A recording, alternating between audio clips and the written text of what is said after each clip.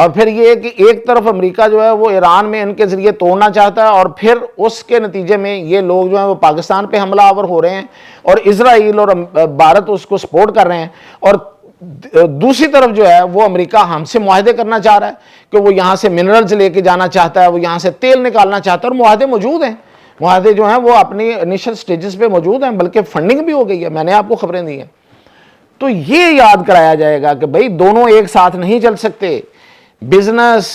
اور دہشت گردی دونوں ساتھ نہیں چل سکتے، اور چین اس میں بلا واسطہ تو نہیں، بالواسطہ مطلب فریق ضرور ہے، لیکن وہ ان مذاکرات میں نہیں ہے۔ وہ چاہتا ضرور ہے کہ یہ جو معاملہ بی ایل اے والا ہے اور مجید بریگیڈ اور یہ جو بلوچ دہشت گرد ہیں، ان کا معاملہ جو ہے وہ سیٹل ڈاؤن ہونا چاہیے، اور ترکی بھی چاہتا ہے۔ اور پھر یہ ہے کہ قطر اور سعودی عرب جو ہے ان کا بڑا اس میں اس وقت سٹیک ہے، وہ نہیں چاہتے کہ ایران ڈی سٹیبلائز ہو، کیونکہ ایران کے ڈی سٹیبلائز ہونے سے بہت خطے کے اور بہت سے ملکوں میں بہت کچھ ہوگا، تو وہ ظاہر ہے کہ اس سے ہر کوئی متاثر ہوگا سوائے ایک امریکہ کے۔ ہاں، امریکہ جس طریقے سے متاثر ہوگا وہ جنگ میں ہوگا، اسے یہ جنگ مہنگی پڑے گی اگر وہ جنگ کرنا چاہے گا، اسی لیے وہ جنگ نہیں کرنا چاہتا اور وہ اس طرح کی حربے اختیار کرنا چاہتا ہے۔ تو یہ ہے ایک طرف کہ پاکستان کے لیے اچھی خبریں بھی ہیں، اور دوسری طرف یہ ہے کہ سازشوں کے جال بنے جا رہے ہیں، اور وہ بڑی طے در طے سازشیں۔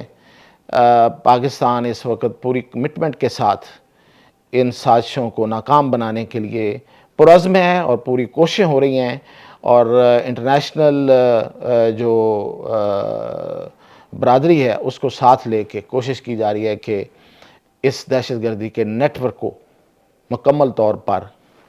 ختم کر دیا جائے۔ لیکن ہمیں انٹرنلی بھی بہت کچھ کرنے کی ضرورت ہے، اور وہ ہے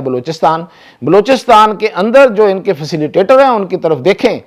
جو بیوروکریٹ ہیں، جو بیوروکریسی ہے، جو وہاں کے دوسرے جو ادارے ہیں جو ان کے سہولت کار بنے ہوئے ہیں، وہاں پہ ایک کامبنگ آپریشن کرنے کی ضرورت ہے، ایک بے رحم آپریشن کی ضرورت ہے۔ کوئی ہاتھ ہلکا نہ رکھیں، کوئی کسی کی بات نہیں سننی چاہیے، اڑا کے رکھ دیں، صفایا کر دیں۔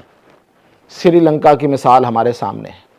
آج وہ دہشت گردی سے پاک ہے، انہوں نے یہ فیصلہ کیا اور کر گزرے۔ وزیر اعلیٰ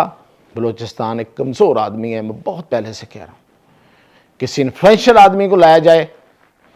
نہ دیکھا جائے ادھر ادھر کی مجبوریوں کو، سیاسی مجبوریوں کو۔ یہ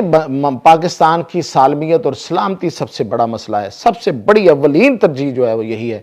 تو اس لیے یہ سب کچھ باہر آپ کر رہے ہیں، اندر بھی کرنے کی ضرورت ہے، اور یہ جو